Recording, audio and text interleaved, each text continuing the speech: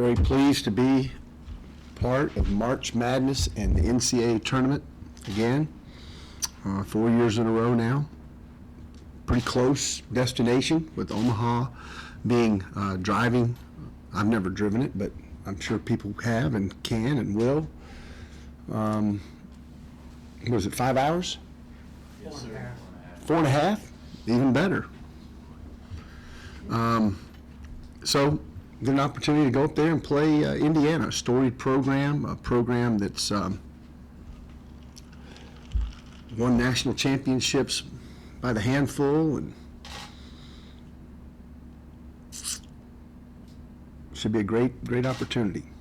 You may or may not agree, but a major potential distraction was dropped into your lap with the seeding and potential matchup with Kansas. I bet you noticed that. How do you handle something like that? Get ready to play Indiana. If we're fortunate enough to play in the third round, then if it's Kansas or New Mexico State, we get ready to play them. Take it one game at a time. Have you been able to watch Indiana? I haven't watched Indiana that much this year. I've seen bits of their games. Saw at the end of a game one time when Yogi Ferrell tried a desperation three, kind of like Fred's the other night against Illinois State, and he did not make it. But I have not watched him a lot. I look forward to getting into him this evening. My computer's being loaded as we speak. No longer are we in the days where we'd have to call around and get some VHS videotapes FedExed overnight. So that's good. So I'll be able to get into them tonight.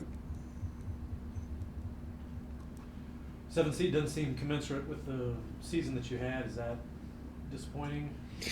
Yeah, I don't dwell on it too much. Just knew we were in. We went to the Final Four as a 9 seed. Weren't we a 9 or an 8? Were we the 8 or the 9? We were the 9. So bottom line is, you're going to have a tough region. I do think our region's tough. We have 4 of the top 10 winningest college basketball programs in the history of college basketball, and we're not one of them in our region. Kentucky is 1, Kansas is 2, Indiana and Notre Dame are 9 and 10. So we've got 4 of the top 10 in our region. We have to somehow make our way through those guys to get to the Final Four. That's kind of like last year, it was gauntlet. Over the years you've been in the tournament, and anywhere from a 13 to a 1 seed. Well, I've been a 16 as well back in the day. Well, it's a lot more fun now. And what's the difference going from 1 to 16 over the years from your years of coaching? Well, I mean, when you're 16, 15, 16's never won. So 15s have won a handful of times. We were one of those teams that almost pulled it off against Tennessee in 06, which is probably the reason I'm your coach today. But it's much harder. The higher that number gets, it's harder to advance, and that's why they seed the tournament. So, but as a single-digit seed, we went to the Final Four as a 9. So you have to be pretty good. You have to play well. The biggest thing is to play well. I mean, we're obviously talented enough to beat anyone, but we can also lose to a lot of people if we don't play well. So we have to make shots, we have to execute, we have to rebound and defend, and hopefully get a call here and there, and have the stars align a little bit. We'll see what happens. Have your practices since the Valley tournament been pretty much as you normally would have gone about practices? Have you changed anything up based on what you've seen recently from your team? What have you been? No, 42. We've been taking some days off. We relaxed a little bit. We had the advantage of having from Saturday till that's 8 days from the last time we played to now. So we probably practiced 4 of those days, including Friday and today. We took off a few days at the beginning of the week. I took off out of necessity, and the guys also needed to get their bodies healed, and hopefully we'll have fresh legs come next Friday. It'll be 13 days since we will have played, so that's the only thing that I know.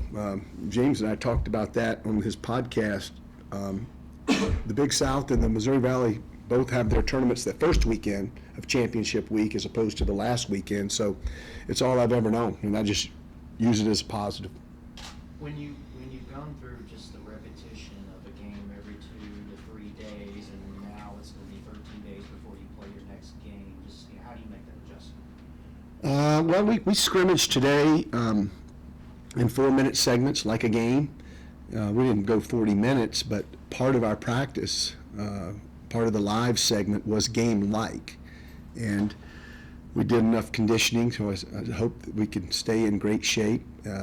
Even on days off, some guys came in and ran and got some shots up. So, but we've still got, 4 days now till we play. So we've got some time to get better and get right and hopefully learn a lot about Indiana. Coach, what are some of the advantages to being closer to home in the second round of the NCAA tournament? Well, get your fans. I think your fans can, it's more readily available to them. Lynn has already had friends text her and say, well, we weren't going to be able to go and we weren't going to go, but now we're going. Plans have changed. We can hop in the car and we can make the trip and take a day or two off work. And so I have no idea. Does anybody know the game time? That hasn't been television. Television will let us know that. But it is Friday. Is that correct? That's good. Well, we'll be at least in the final 48. They always say, this tournament is about guards. How much do you buy into that? Those guys are really important this time of year. Oh, it's a guards game. I mean, it's nice to have a Jaleel Okafor or a Carl Anthony Towns or whatever his name is, or Willie Cauley-Stein. All these guys have 3 names. I don't even know Darius's middle name. I guess I need to find that out. I can start calling him all 3 names, but we don't have that advantage. So our guards better play well, and our big guys need to hold the fort. Yeah, why is it a guards game? I just think with all the ball screens and the way college basketball is officiated now, you get a lot of body contact when you get that ball down low. So it's not like back in the old days where you couldn't touch them. They just were able to make a shot or a move, and if there was any body contact, it was a foul. Now unless it's a felony, you're not gonna go to the line. Coach, now that the players know who they're playing, does the mentality change? Does their excitement level change in practices now that they kind of know? Probably. At least we can start putting instead of JR, we'll just call him Yogi, and I guess Rion can be James Blackman. So that's what we'll do. Third at-large bid in the last 4 years. What's that kind of say about the 4-month body of work that you're able to put together? Says it's pretty good. Says it's good enough, despite the criticism we get from our scheduling. Darren Boatwright and his crew, Dominic O'Cone, and I always have a say in it, but they do most of the legwork. Schedule's good enough, and if we play well enough, that's the goal, to play well enough in the non-conference, and then obviously in the conference, but you have to schedule well enough and play well enough in that non-conference to put yourself in a position, and we've done that. I mean, we've been really, really good in the non-conference for quite some time, and I guess even in 11, I mean, we lost 6 conference games, which cost us the bid when we won the NIT. But since 11, I think this was the most we've lost in non-conference, which was 2. How'd you refresh my memory on how you felt last year when you saw your seed, obviously, won, when you saw who was in the 8-9, and how much attention do you pay to the different lines in the region?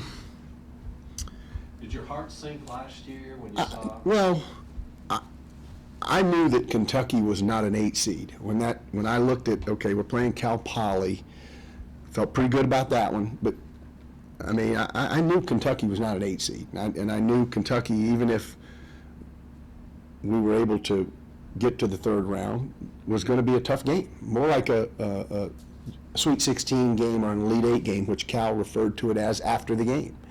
It wasn't something you would expect as a 1 seed in St. Louis, which is it was closer to Lexington, Kentucky than it was Wichita. So you're protecting the 8 seed geographically. So there was a lot of problems with it. And those guys, obviously, they do the best they can, but their best wasn't very good that day. So this particular year, I mean, you got us as a 7 right now we're the number 12 ranked team in the country, and we're a 7 seed. But that's just the way it is. We're glad to be a part. Did you like this line where you are? Did you feel better about this one? Well, 7?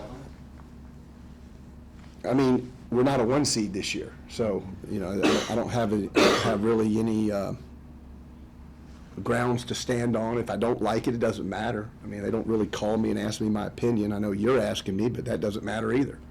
No offense, 42, but you're not part of the selection committee. I'll just go with what we've got and try to play the best we can and see if we can get to the second weekend.